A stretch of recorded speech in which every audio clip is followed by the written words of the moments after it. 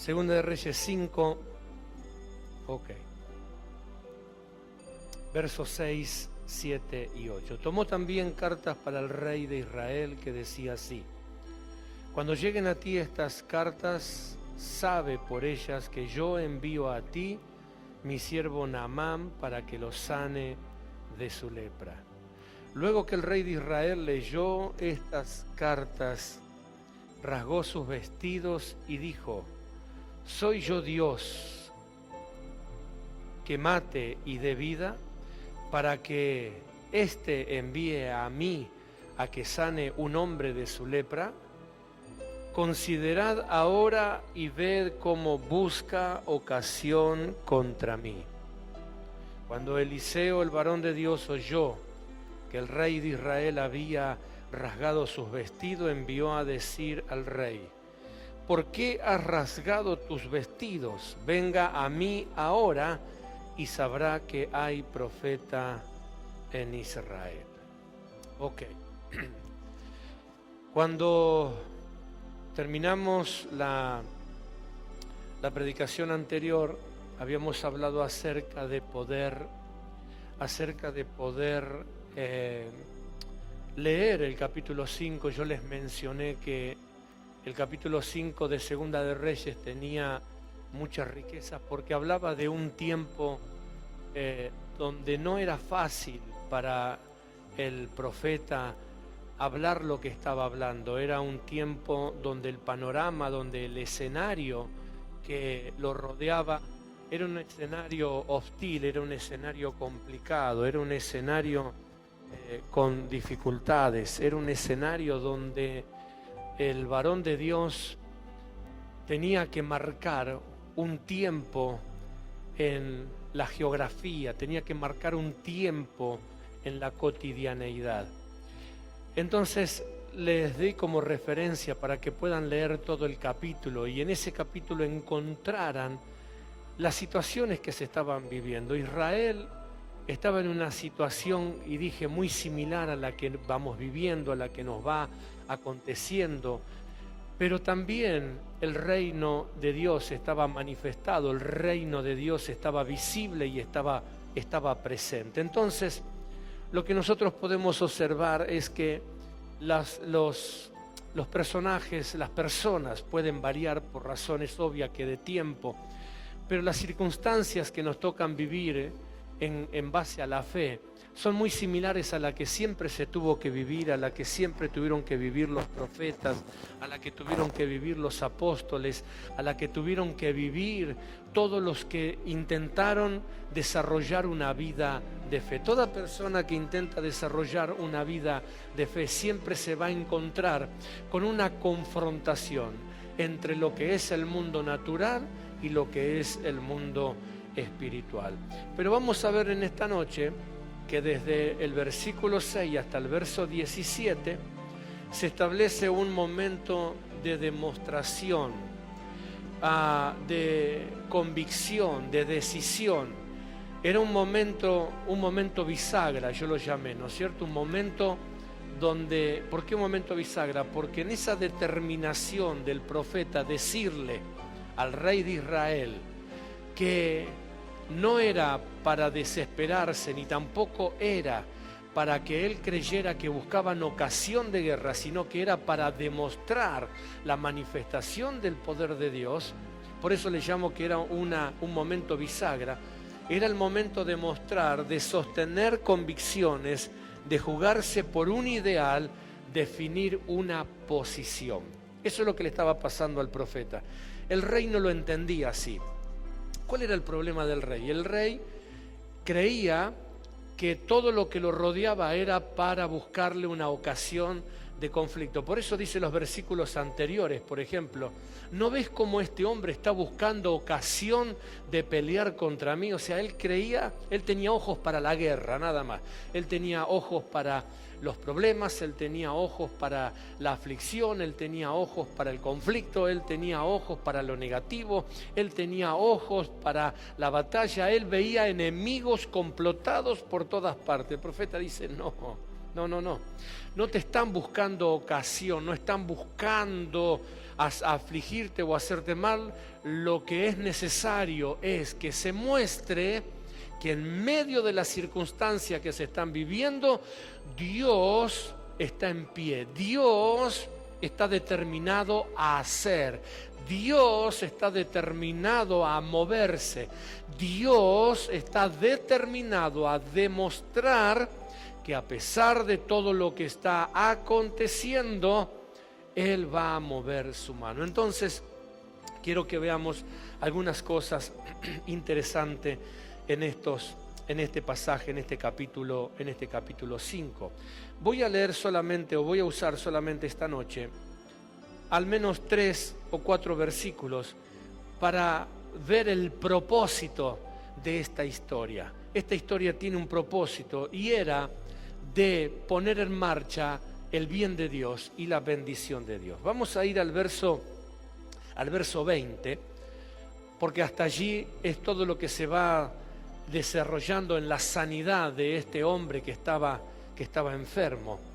La palabra clave de lo que leímos es lo que termina diciendo el profeta en el versículo 8, que cuando el varón de Dios oyó al rey de Israel, dice que le pregunta por qué rasgó sus vestidos, y él le dice que venga a mí y sabrá que hay profeta en Israel. Ese es el propósito de todo lo que estaba pasando. Es el propósito de todo lo que estaba aconteciendo. ¿Por qué digo esto? Porque el común denominador de las personas no está encontrando una respuesta a todo lo que se está viviendo, a todo lo que está aconteciendo. Y como vengo diciendo desde hace más de 2 años, hay un montón de cosas que vienen a nosotros que no son provocadas por nosotros, simplemente es que llegan. No tenemos la facultad de parar la malicia, no tenemos la facultad de parar la falta de empatía, no tenemos forma de parar el avasallamiento, no hay forma de parar, no importa el esfuerzo que la gente haga por frenar tanta maldad y tanta desidia, simplemente no se puede. Lo importante de todo esto es nosotros estar determinados a saber que en medio de esas cuestiones Dios va a hacer lo que tiene que hacer. Ese es el enfoque. Entonces el profeta lo trata de enfocar al rey y le dice: no te enfoques en esta adversidad, sino más bien enfócate que Dios se va a glorificar. Por eso hubo una de las predicaciones que Dios nos dio, que es voy a estar quieto. ¿Se acuerdan cuando predicamos voy a estar quieto? ¿Por qué? Porque es interesante entender que no tenemos la facultad muchas veces de frenar toda esa catarata de cosas que se hace, que se argumentan, que se inventan, que se dicen, que se llevan, que se ponen, que se establecen. El movimiento natural viene con una fuerza tan descontrolada que vamos viendo que los tiempos que estamos viviendo son los tiempos que se van ajustando a lo que Dios fue hablando del carácter del hombre en los postreros tiempos. Aunque querramos orar que eso no sea así y que Dios toque el corazón de la gente para que sea más buena, la palabra dice que no va a ser más buena, sino que va a ser cada vez más mala, porque se va ajustando al tiempo final de la obra de Dios. Está bien orar, porque imagínate que si esto es así, orando, ¿te imaginás si no orásemos? Si esto es así, buscando a Dios, ¿te imaginás si la iglesia no buscaría a Dios? Ya la catástrofe sería a escalas siderales, pero gracias a Dios que todavía el altar de oración está mantenido, el altar de oración está encendido, el fuego en el altar sigue vigente, porque es la forma que tenemos para que Dios nos demuestre que Él va a estar haciendo su obra. Entonces el profeta le dice al rey: enfócate en que Dios se va a glorificar, enfócate en que Dios va a responder, enfócate en que en esta circunstancia Dios va a mostrar su gracia, enfócate que en medio de tanto movimiento que puede desatar un conflicto cada vez mayor, Dios todavía sigue siendo Dios y todavía sigue teniendo a su iglesia en la tierra. Déjeme decirle que si esto no se pone peor y que si esto no estalla aún, es porque todavía la iglesia está en la tierra.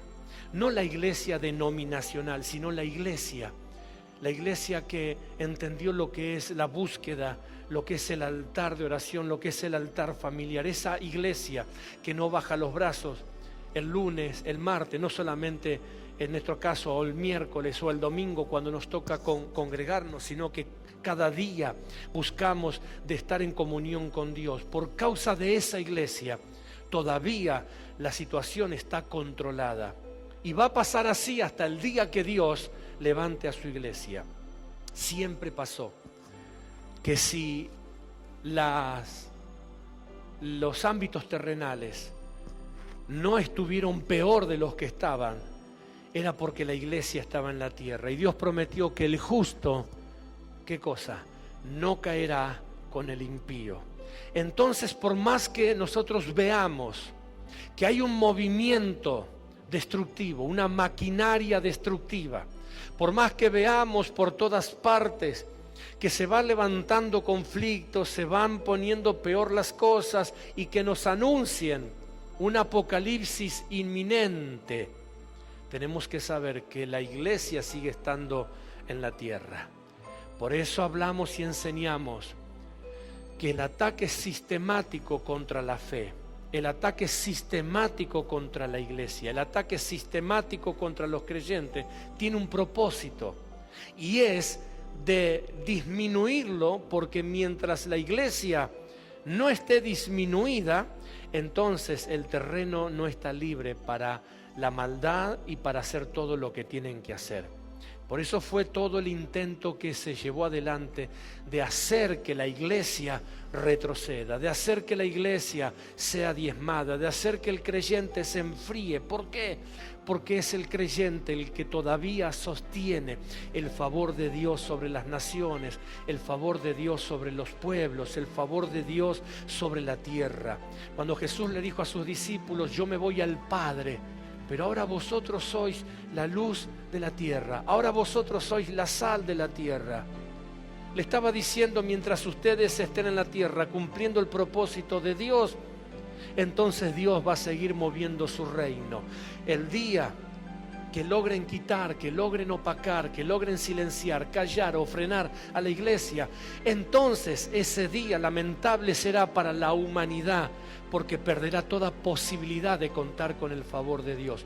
El favor de Dios está en la tierra, no por causa del impío, sino por causa de su iglesia, por causa del que busca su gracia, por causa del que busca su presencia. Entonces, cuando este rey se siente como acorralado por esa carta que le envía este rey sirio, el profeta lo pone en eje, lo pone en foco y le dice: no están buscando guerra contra ti, sino que lo que va a pasar es que en Israel y en la tierra se va a establecer que hay Dios, que todavía sigue estando vigente Dios, que todavía se puede salir adelante. Entonces, el verso 20 le dice: Giezi, criado de Eliseo, el varón de Dios, dijo entre sí: he aquí mi señor estorbó a este sirio Naamán, no tomando de su mano las cosas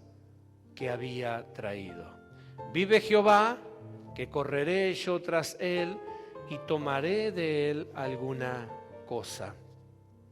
Y siguió Giezi a Naamán, y cuando vio Naamán que venía corriendo tras él, se bajó del carro para recibirle y dijo: ¿va todo bien?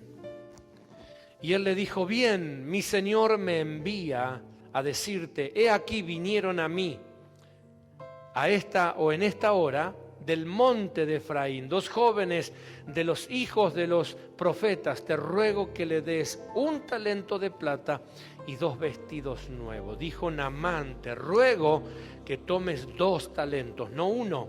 Y le insistió y ató 2 talentos de plata en 2 bolsas y 2 vestidos nuevos, y lo puso todo en una canasta a 2 de sus criados para que lo llevasen delante de él. Y así que llegó a un lugar secreto, él lo tomó de mano de ellos y lo guardó en la casa. Luego mandó a los hombres que se fueran, y él entró y se puso delante de su señor, y Eliseo le dijo: ¿de dónde vienes, Giezi? Y él dijo: tu siervo no ha venido de ninguna parte. Él entonces dijo: ¿No estaba también allí mi corazón cuando el hombre volvió de su carro a recibirte? Es tiempo de tomar plata, de tomar vestido, olivares, viñas, ovejas, bueyes, siervos y siervas.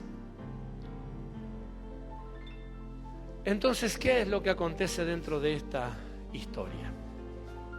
El encabezado de esta lectura nos habla de un rey que está perturbado por lo que lo rodea. Era tiempo de guerra, y cuando se está en tiempos de guerra se ve guerra por todos lados. El rey está turbado porque era un momento de maldad, era un momento de insensibilidad. Entonces el rey agudiza su visión y comienza a ver desastres y crisis por todas partes, hasta que la unción profética lo pone en foco.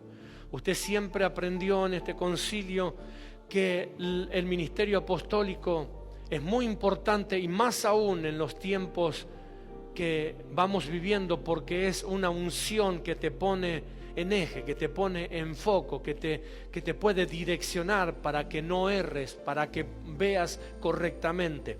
No niega la realidad existe, pero lo que hace la unción apostólica o la unción profética es ponerte en foco en el propósito original del por qué las cosas están pasando.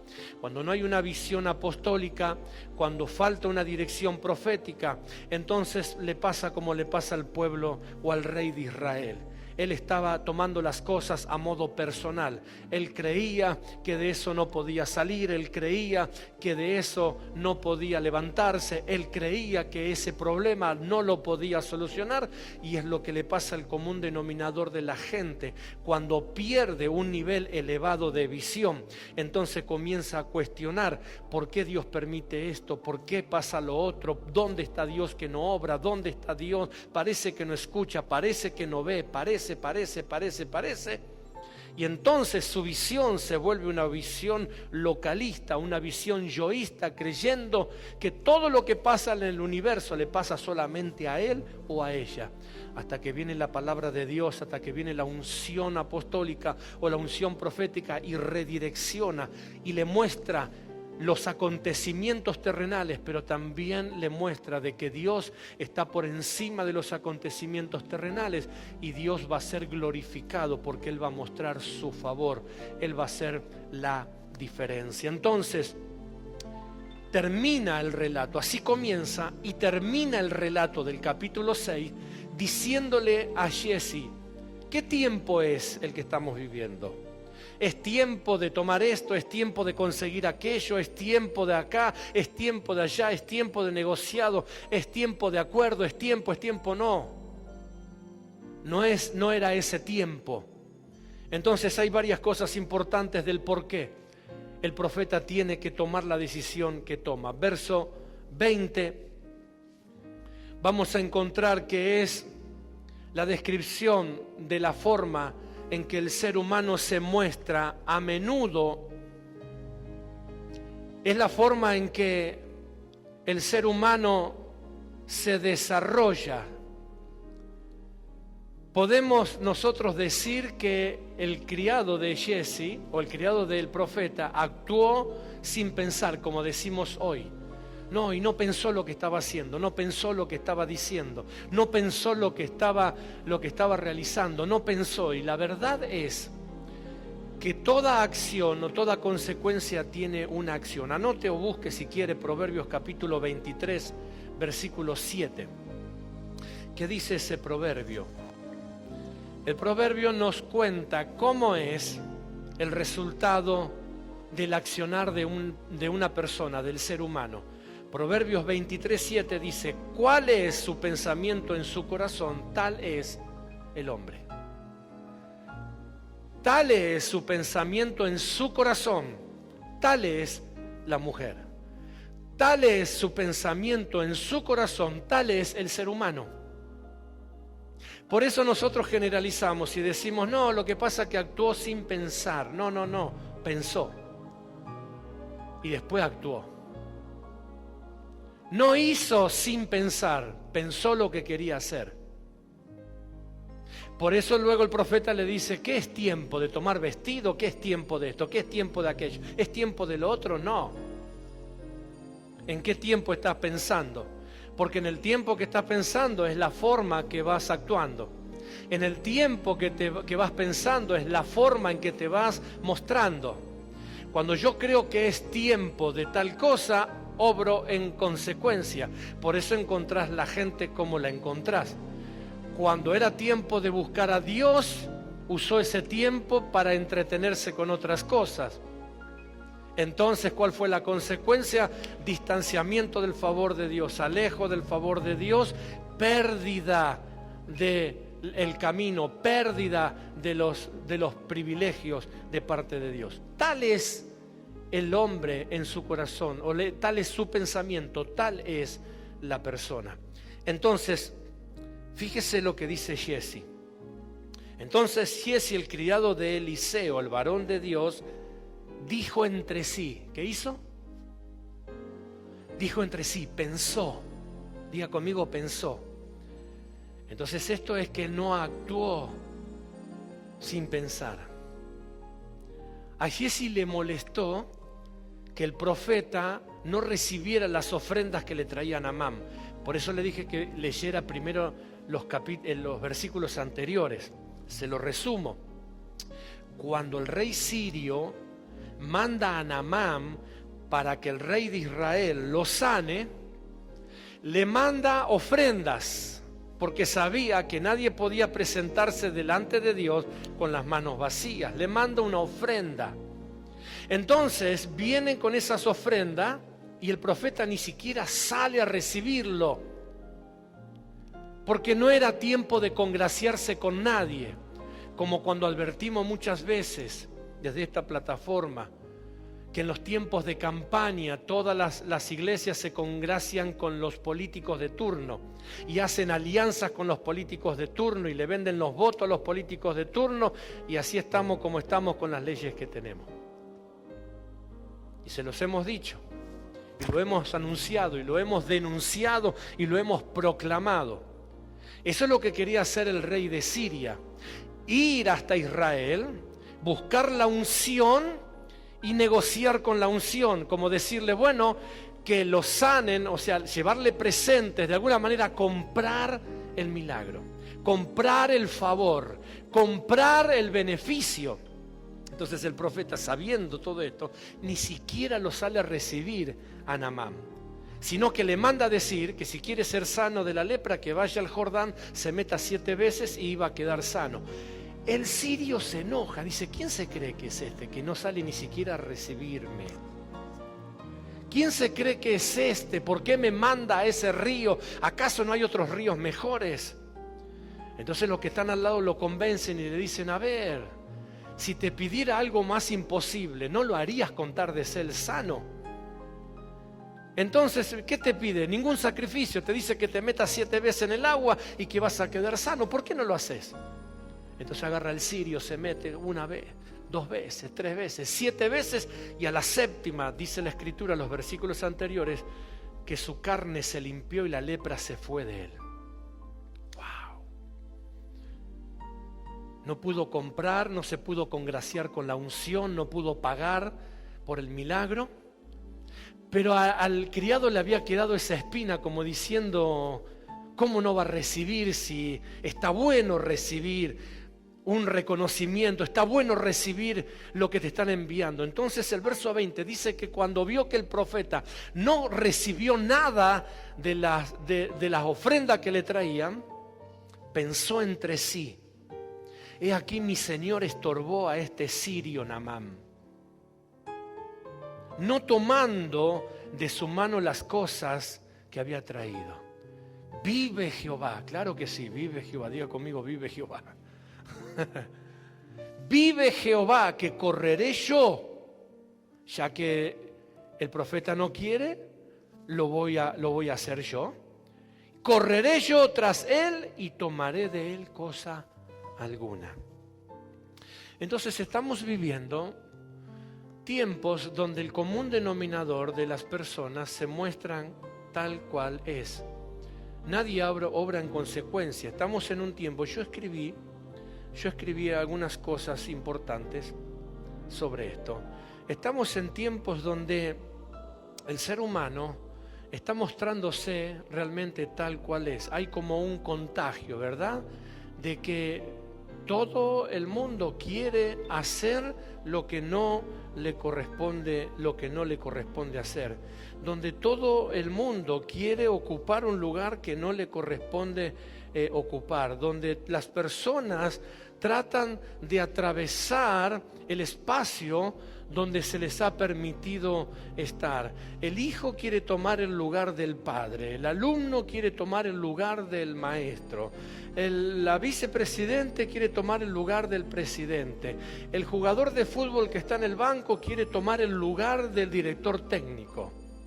Y así vamos viendo todas las cosas del por qué se van deteriorando los asuntos. Y acá lo tenemos a Jesse, que él quería tomar en decisiones el lugar que no le correspondía tomar. Y no estaba actuando sin pensar, porque dije entre sí, no puedo dejar escapar esta oportunidad. Dije entre sí, si el profeta no quiere tener beneficios de la unción, yo voy a ir a buscar, porque al fin y al cabo era una ofrenda que habían mandado. Si él no la quiere, yo la tomo. Por eso dice Proverbios que tal es el pensamiento en su corazón, tal es el hombre. Y para que esto aflore, y para que esto se muestre, y para que esto acontezca, hace falta lo que venimos hablando todo este tiempo, factor tiempo. Hemos tomado todo este tiempo con paciencia para dejar que Dios saque a relucir por qué el mundo está como está. Porque el mundo ha querido tomar el lugar que no le corresponde. Por eso las cosas están como están. En los órdenes políticos, en los órdenes económicos. Tenemos alguien que administra economía que es veterinario. Entonces, si administras economía y no sos economista, dedícate a lo que te tenés que dedicar. Si sos veterinario, anda a atender los animales al campo. Pero como tiene la oportunidad y se cree que es fácil y está bueno estar en un lugar, después vienen los desastres, las decisiones que se toman que traen catástrofes, como en esta condición. Hijos que quieren tomar el lugar del padre y vienen los problemas después, ¿verdad? Porque el hijo no está capacitado para tomar las decisiones que tienen que tomar los padres. Entonces, cuando los hijos toman decisiones en lugar de que la tomen los padres, vienen los problemas, vienen las crisis, vienen los acontecimientos que vemos, la destrucción que vemos del hogar, la destrucción que vemos de la familia, los conflictos en los cuales están enredados las personas. Y así en todos los órdenes, en todas las áreas, en todas las etapas.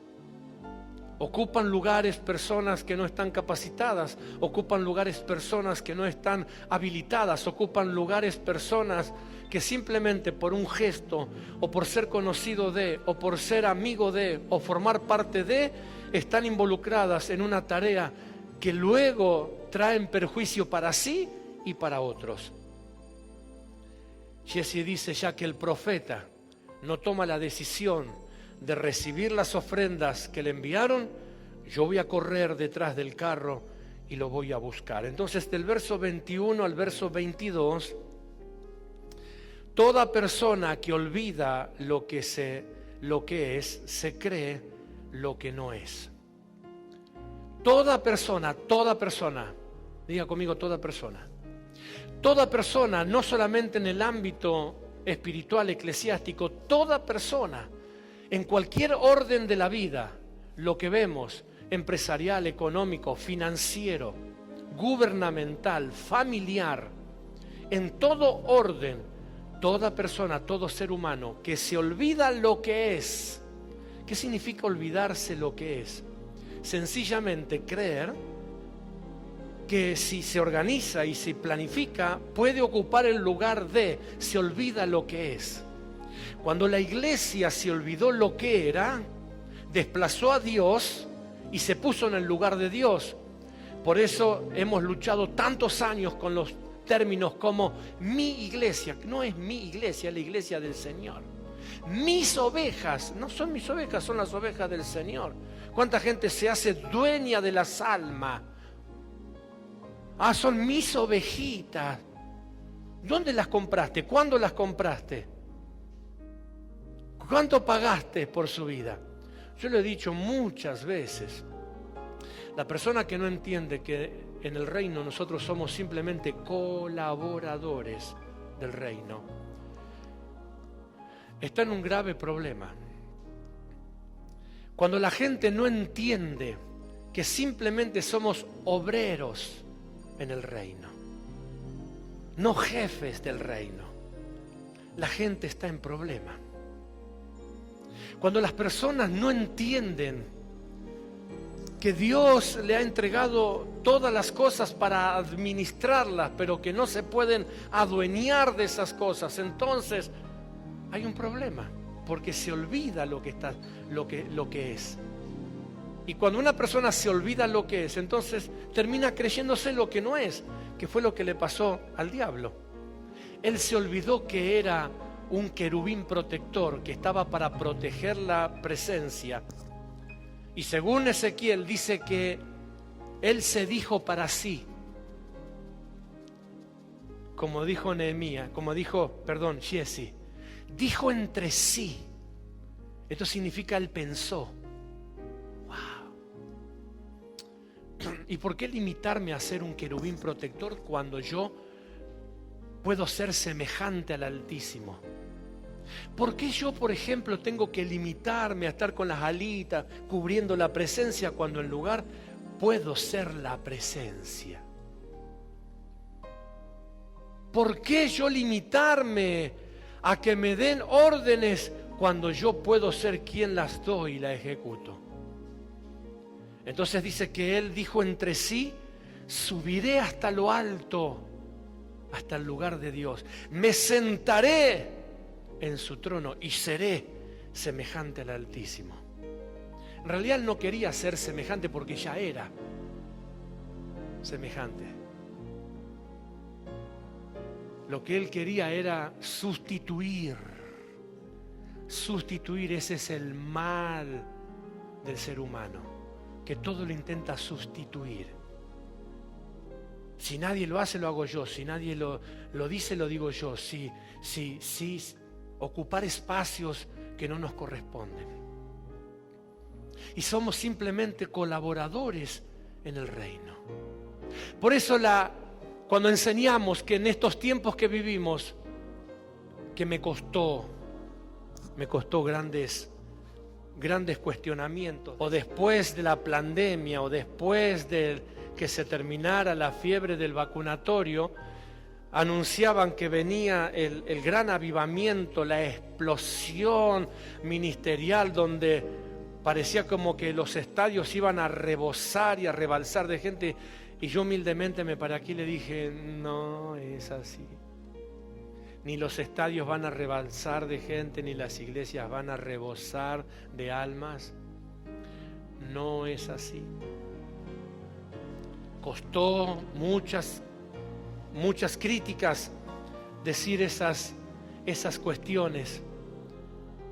Y les hablé y les dije que estamos viviendo los tiempos donde se está realizando la restauración y la restitución del gobierno apostólico, donde hablé de la microsalvación y donde hablamos de que íbamos a volver a los tiempos de la iglesia primitiva. ¿Cuáles eran los tiempos de la iglesia primitiva? ¿Usted vio el Coliseo romano o el circo romano lleno de creyentes predicando el evangelio? No. Le hago una pregunta. En todo el gobierno romano, ¿cuántos gobernadores romanos cristianos usted vio? En todo el orden político romano, ¿cuántos intendentes cristianos vio? ¿Cuántos presidentes en ese momento eran, ¿cómo era que se llamaban?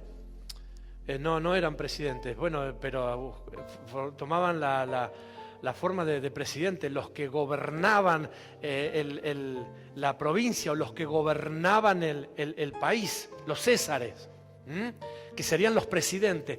¿Cuántos César o Césares convertido vio en la historia romana?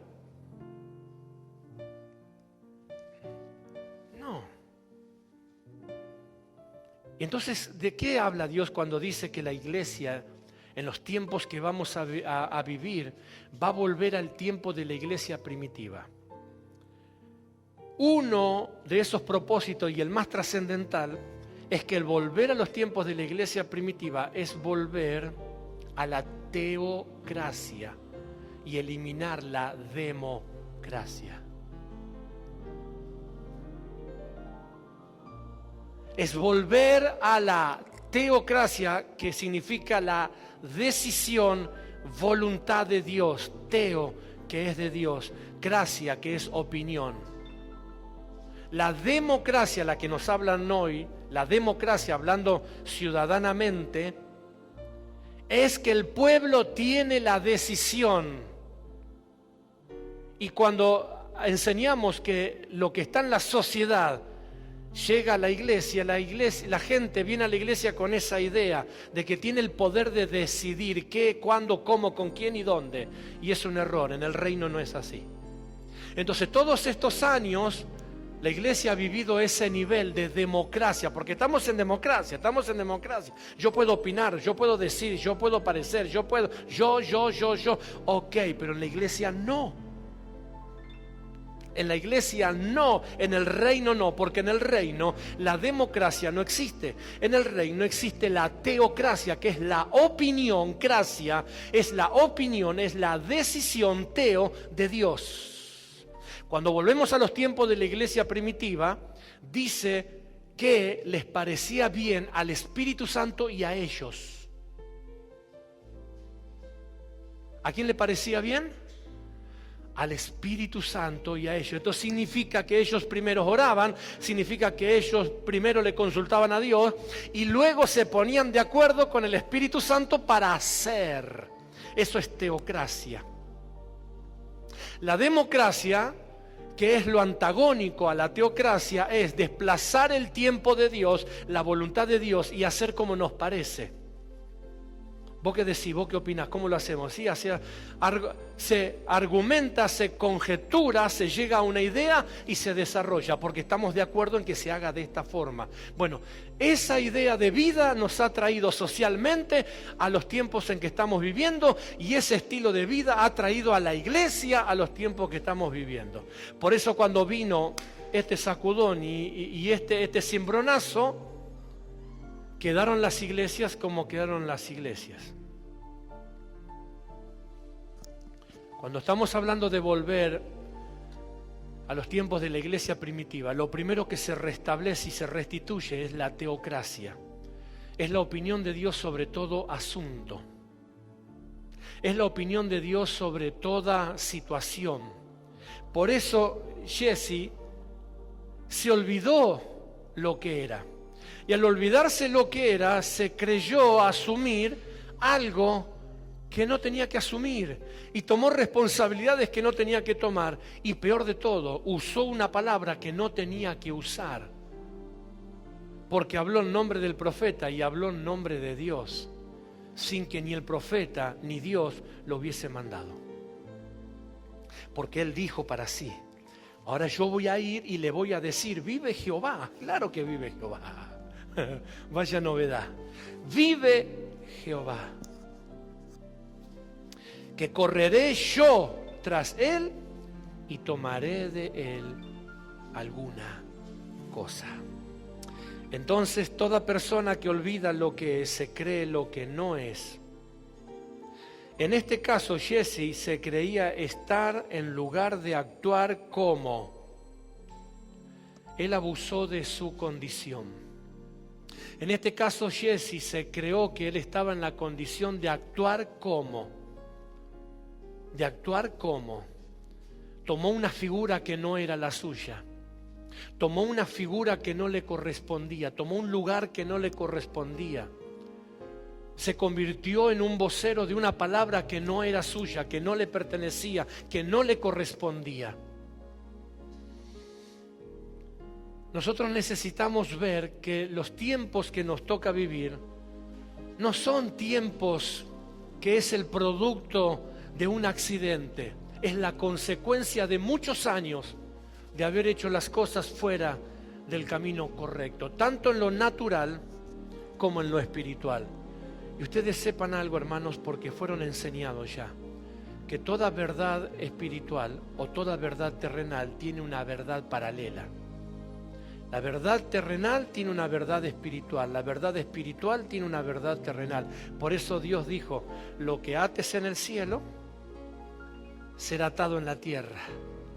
Por eso Dios dijo, hágase tu voluntad, así como en él, también en la tierra. Por eso cuando el profeta soltó la palabra, la soltó en la tierra, en el cielo no cayó una sola gota. Por eso Dios le dijo a Pedro, todo lo que ates en la tierra será atado en el cielo, y todo lo que desates en la tierra será desatado en el cielo. Toda verdad tiene una verdad paralela. Y cuando nosotros hablamos de que en el orden terrenal están invertidos los caminos, están invertidos los propósitos, están invertidas las formas, están invertida la manera, necesitamos tiempo para verlo y usted lo va a ver. Los padres pasaron a ser hijos y los hijos pasaron a ser padres. La familia hace lo que quieren los hijos y no lo que quieren los padres. Y cuando los padres quieren tomar el lugar de padre, la amenaza de la denuncia, la amenaza de el maltrato, la amenaza de que no es moderno, la amenaza de que es jovato, la amenaza de que es antiguo. Eso era para antes. Entonces se volvieron los padres modernos, se volvieron más hijos que los hijos. Y vos ves hoy los padres que son peores que los chicos. Hoy ya hacen cosas peores que los hijos. Se han invertido los conceptos.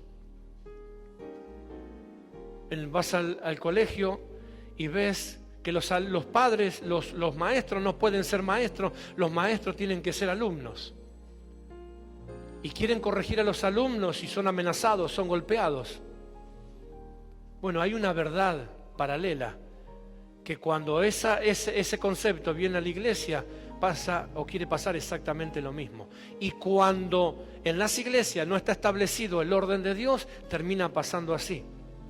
Termina pasando que muchas veces los que tienen que tomar decisiones y los que tienen que hacer las cosas a la forma de Dios, la terminan haciendo conforme a como quiere la gente para congraciarse con la gente.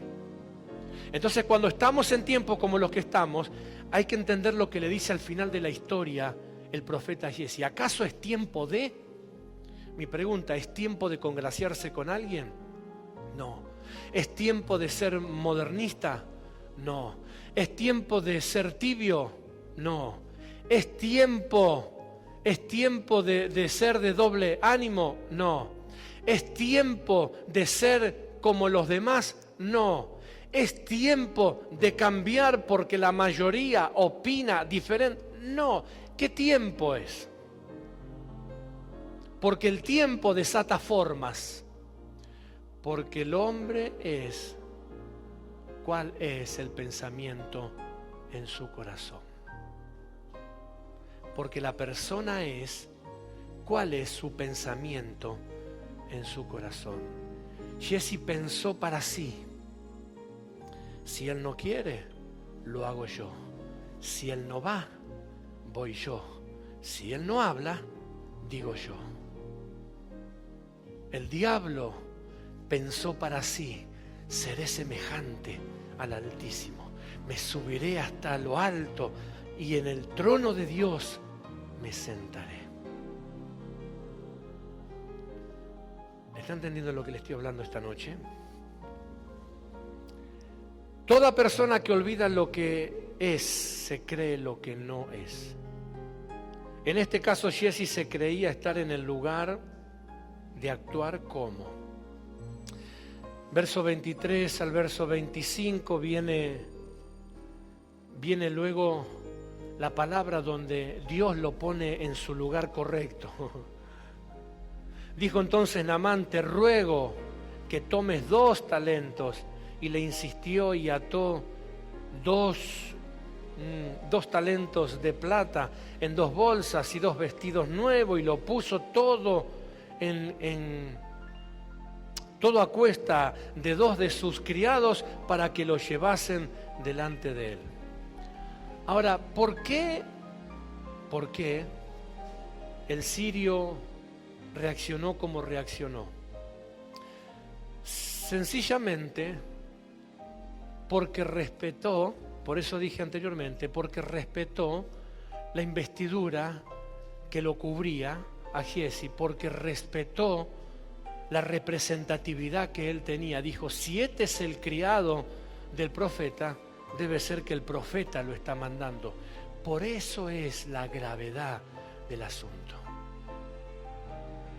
Cuando el cristiano olvida su representatividad que nos otorga Dios, por eso no podemos vivir nuestra vida de fe como se nos antoja a nosotros, porque no es por nosotros, sino es por la representatividad que Dios nos da al cubrirnos. Cuando el adversario nos ve cubierto por la unción de Dios, ¿a quién se cree que le teme? ¿A su persona o a lo que lo reviste? Cuando usted viene manejando y ve un uniformado, ¿verdad? Que la gorra es más pesada que todo, lo ve y dice: mira lo que es esto. Sin embargo, el uniformado le mueve la manito nomás, porque algunos hacen eso, son desgraciados. Hacen la manito nomás, y no importa que vos vengas. Lo hemos dicho una vez: un camión chasis acoplado, ¿cuánta carga puede trasladar? 50.000 kilos, un poco más. Si engaña la balanza, un poco más. Y viene el camionero por la ruta, 50.000 kilos de carga, con el impulso, con todo lo que implica eso, y allá a lo lejos le hacen con la linternita. Y esa persona que tal vez pesa 40 kilos, que tal vez no sea digna de respeto, por la investidura que tiene, por el uniforme que tiene, hace que 50.000 kilos se paren en el medio de la ruta, porque ese le hizo seña con la linternita. Usted dice: este no vale 2 pesos, pero si no pará, ¿qué problema tenés?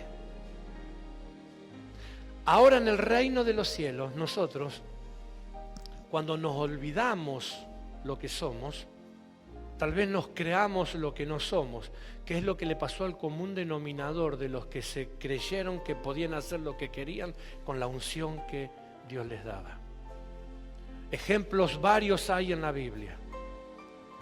Uno de ellos es Sansón, que jugó con la unción, y jugó con la unción, ¿verdad? Él tenía un secreto por el cual la unción estaba sobre él, hasta que intentaron en qué basaba el secreto que él tenía. Y él dice: no, si me atan con 7 cuerdas nuevas, qué sé yo, pierdo la fuerza. Entonces la mujer que estaba con él lo ata, ¿verdad?, con las cuerdas, y le dicen que venían los enemigos, y él se levantó y rompió.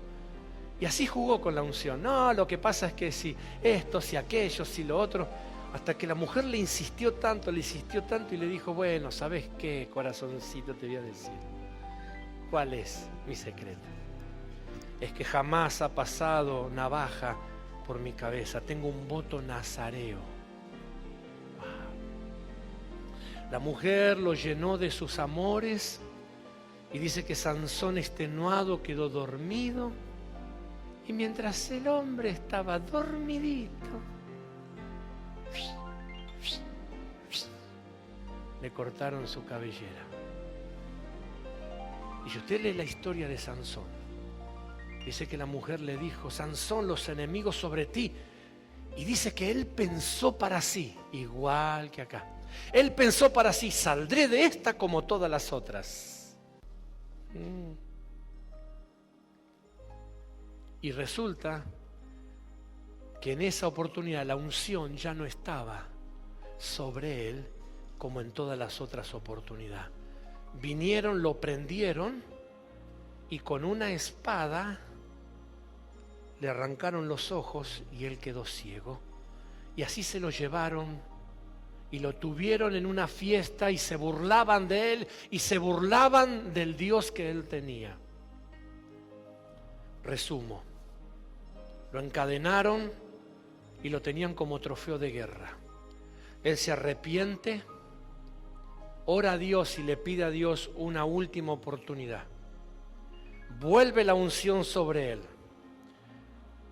Él pide que lo lleven sobre las columnas principales, que el templo descansaba sobre esas columnas, y él invocó el nombre de Jehová y derribó esas columnas y tumbó todo el palacio, y fue tan grande la matanza que hubo, cual nunca hubo antes. Pero él también cayó ahí abajo. Él recuperó la unción, pero sin visión. Y unción sin visión, capucho.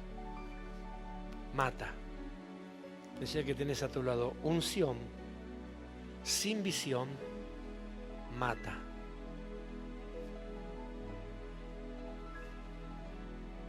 Saúl era un hombre que jugó con la unción.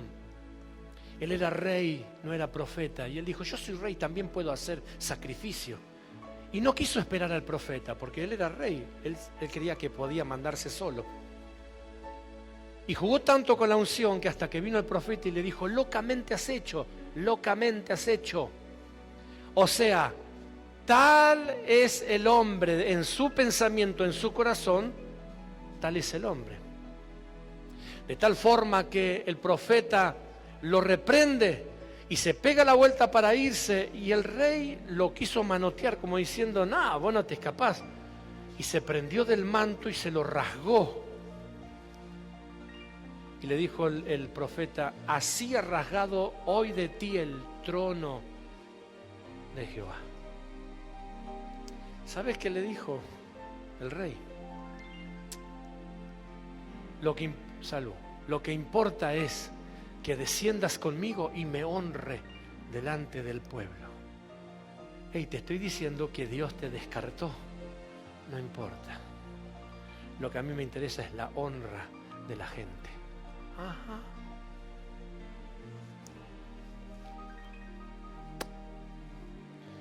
Todos los órdenes, en todos los órdenes de la vida, el que se olvida lo que es, termina haciendo lo que no es.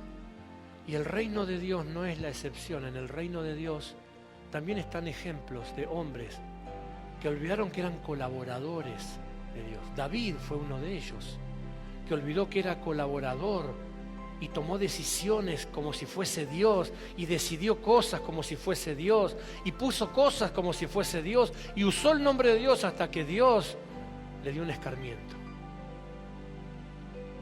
Entonces nosotros necesitamos comprender lo que somos en Dios, para no cometer el error que cometieron estas personas de las cuales estamos hablando.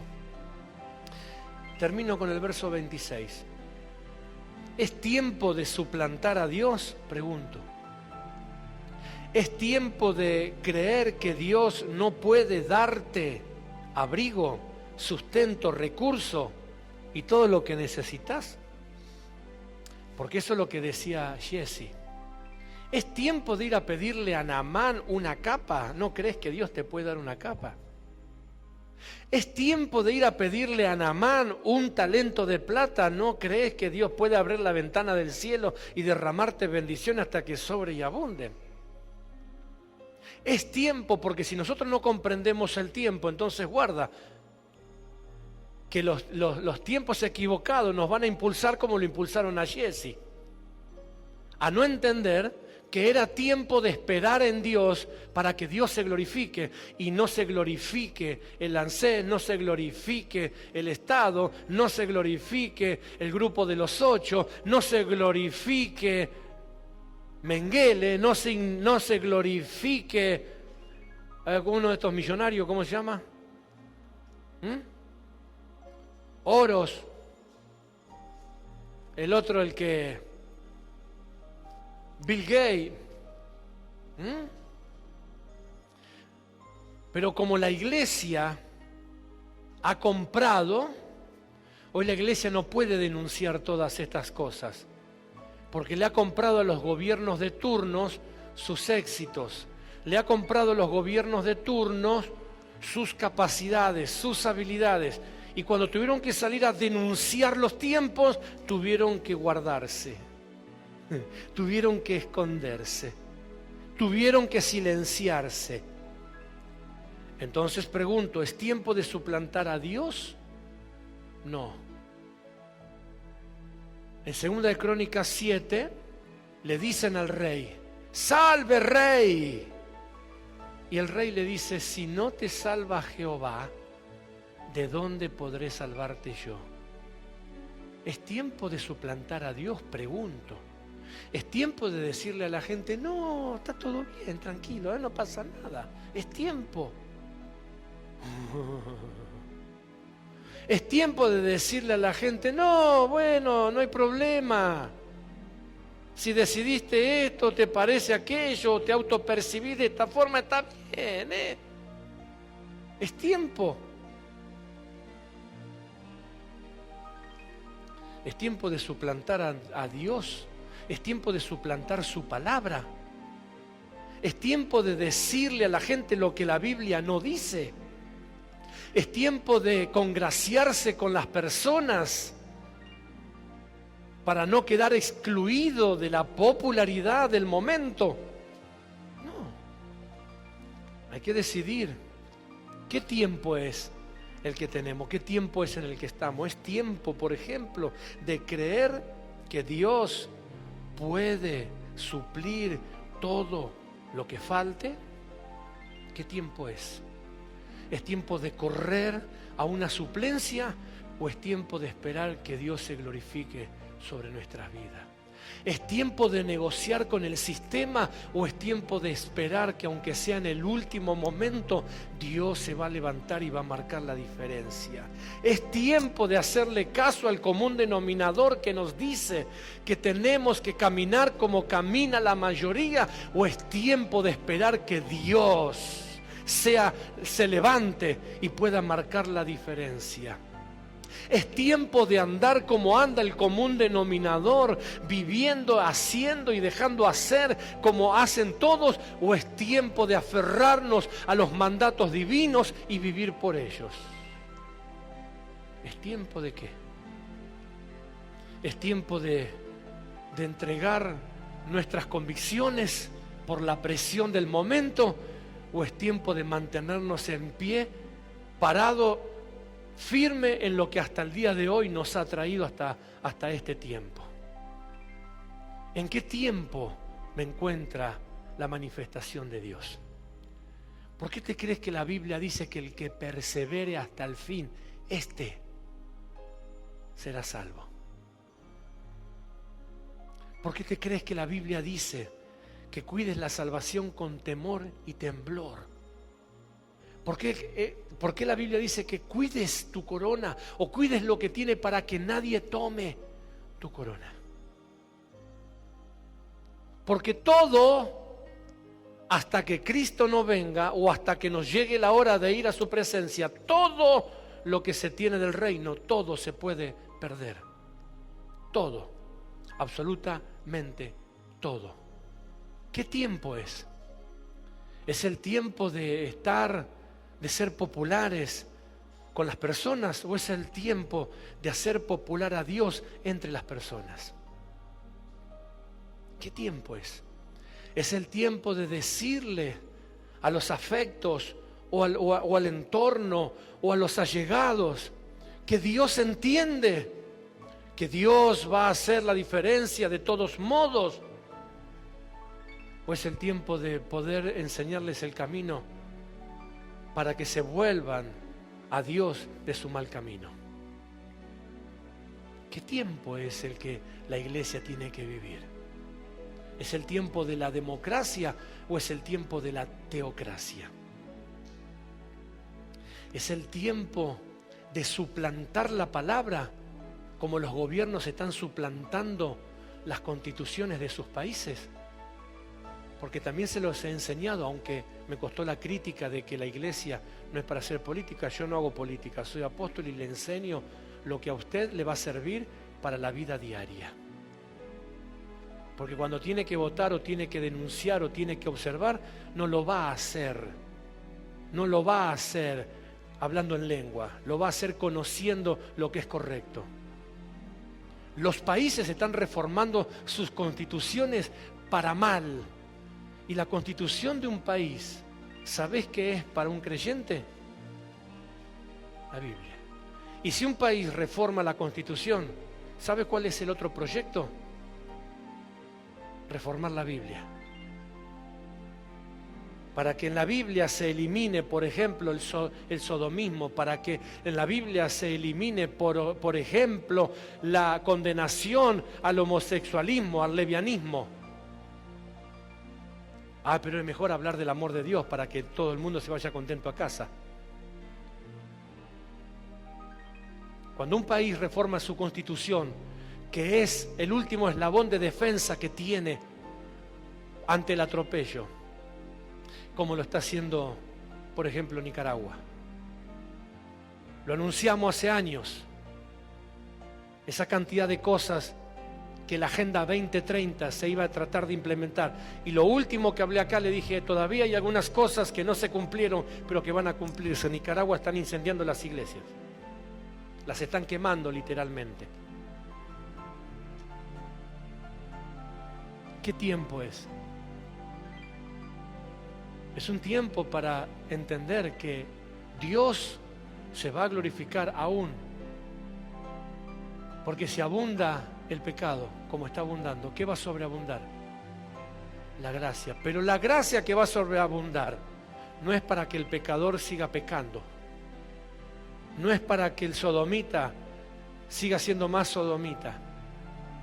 ¿Sabe para qué va a sobreabundar la gracia? Para que los días de la iglesia no sean arrancados. Si abundó el pecado, sobreabundó la gracia, significa que Dios va a estar por encima. Por eso es sobreabundó. Abunda el pecado, y cuando el pecado abunda te acorrala, te aprieta, te encierra, te nubla, te nula, te deja sin oxígeno porque no tenés para dónde ir, porque a donde mirás es desastre, a donde mirás es desorden, a donde mirás hay corrupción, a donde mirás, y el envanecimiento de la gente que en la cara están demostrando que es un delito y dicen, no, pero esto no pasó, esto no pasó. A donde mirás te encontrás con que no tenés salida para vivir diferente. Eso es abundar el pecado. Pero donde abunda el pecado, ¿qué sobreabunda? Dios. Sobreabunda su gracia. ¿Y qué es gracia? De gracia recibiste, de gracia da. Gracia es favor inmerecido. Significa que donde abunda el pecado, el favor de Dios que tal vez no merezcamos se va a manifestar sobre nuestra vida.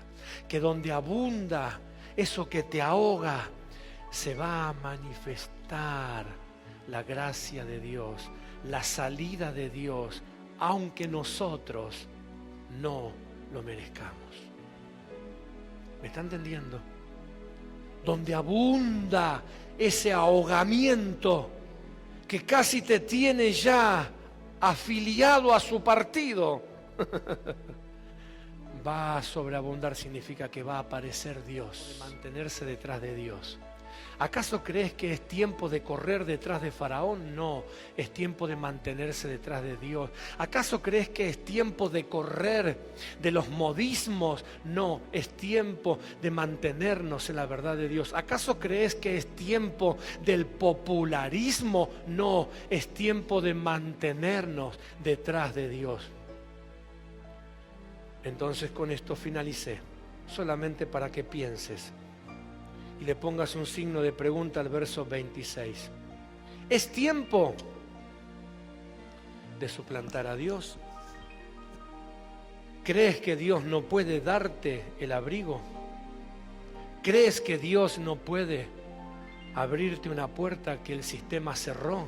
¿Crees que Dios no puede darte sustento que la Agenda 2030 ha recortado? ¿Crees que Dios no puede darte un renuevo? ¿Crees que Dios no puede darte lo que el sistema está secando? Entonces en la Biblia no podríamos encontrar que Dios abre caminos en el desierto, que Dios abre ríos en el sequedal, que aunque Israel caminó 40 años en un despropósito, su ropa no envejeció, su comida no faltó, su cobijo fue abundante sobre él. Entonces encontrarás en la Biblia donde un fuego, un horno calentado 7 veces, no tuvo el poder para dejarle a personas ni siquiera olor a humo, porque ellos se sostuvieron firmes en sus propósitos. Es tiempo de correr detrás de los poderosos, o es tiempo de esperar la manifestación del poderoso. ¿Qué tiempo es? ¿Es tiempo de poder buscar los recursos como los buscan los demás? ¿O es tiempo de esperar que Dios genere los recursos que yo necesito para que Él sea glorificado? Póngase en pie, por favor. A los muchachos que estaban en la cárcel presos, le dijeron: los vamos a poner a prueba. Si ustedes no comen la comida del rey, van a palidecer. Y él le dijo: vamos a hacer un desafío, que ellos coman estos sabios coman la comida del rey, nosotros comeremos solo legumbres y tomaremos agua. Y no nos contaminaremos con la comida del rey. Y al cabo de tanto tiempo, venid y juzgad entre unos y los otros. Y aceptaron el desafío, y a estos muchachos le traían la comida que ellos pidieron, y a los otros le dieron la comida del rey, que estaba consagrada a los ídolos. Y al cabo de muchos tiempo, vinieron y le consultaron en toda clase de asuntos, y dice la Biblia que a estos muchachos los hallaron 10 veces mejores que a los demás, porque simplemente habían determinado no contaminarse con la comida de un rey. ¿Qué tiempo es? ¿Qué tiempo es? Yo considero, a modo personal, que es el tiempo más extraordinario para la iglesia, para el creyente, para el Hijo de Dios, si está determinado a entender su tiempo.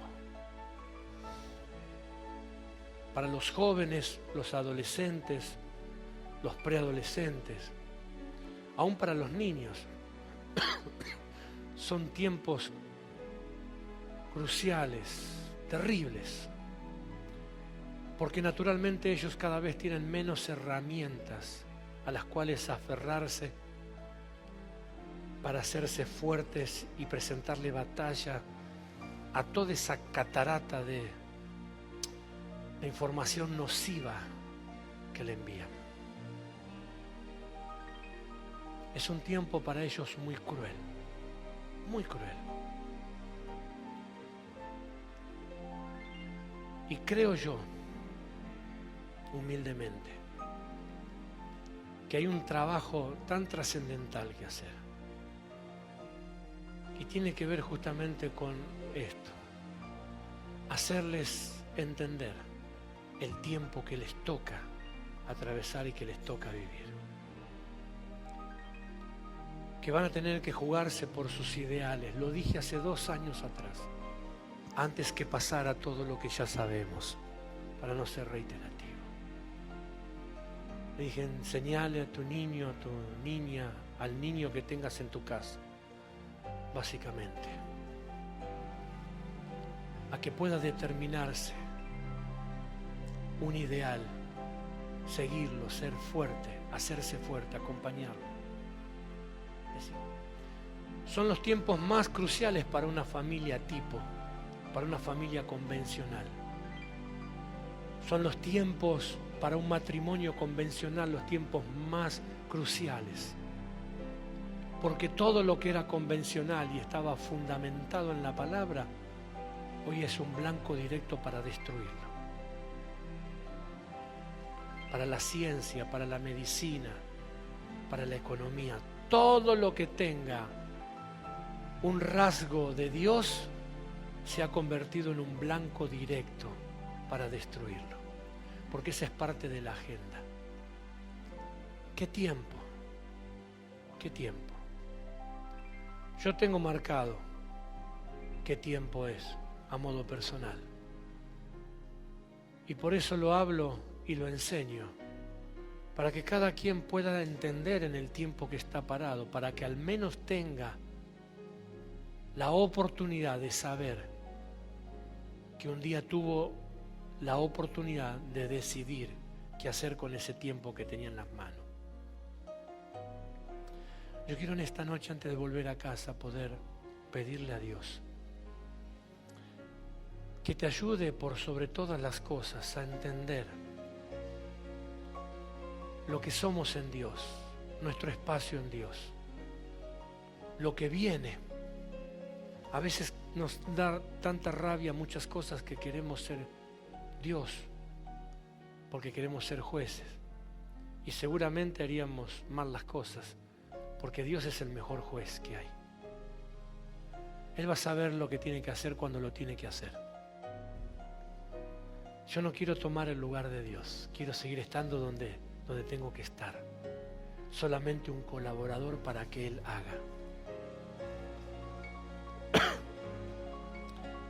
Hay un texto que no está anotado, pero que viene a mi espíritu ahora. Porque donde obra la ira del hombre, no obra la justicia de Dios. Por muchos años no entendí ese texto bíblico. Porque donde abunda la ira del hombre, no obra la justicia de Dios. ¿Sabes qué significa eso? Que cuando lo suplantamos a Dios y queremos que se haga justicia ya, retrasamos el obrar de Dios ahora. ¿Escuchaste eso? Significa que Dios no es ni sordo ni ciego, y que aunque me duela, y aunque me moleste, y aunque me encuentre acorralado y sin fuerzas o sin recursos o sin posibilidades, me corro y lo dejo a Dios ser Dios. Porque donde obra la ira del hombre, no obra la justicia de Dios. Que no se haga a mi manera, yo me corro. Voy a estar quieto para que Él haga. No me voy a mover para que Él se mueva. No voy a buscar para que Él traiga. ¿Entiende lo que estoy diciendo? ¿Qué tiempo es? Es el tiempo de ser simplemente colaboradores de Dios. Dios va a orar. Dios va a orar. Pero las balas están picando cerca. Dios va a orar. Caerán. ¿Cuántos? 1000 y 10.000 a tu diestra. Más a ti no llegará. ¿Viste? No es que van a caer lejos, van a ir cayendo al lado. Más a ti no llegará. Va a ir pasando cerquita. más a ti no llegará. Pero estarán rodeando, más a ti no llegará. Pero te podrán tomar por sorpresa.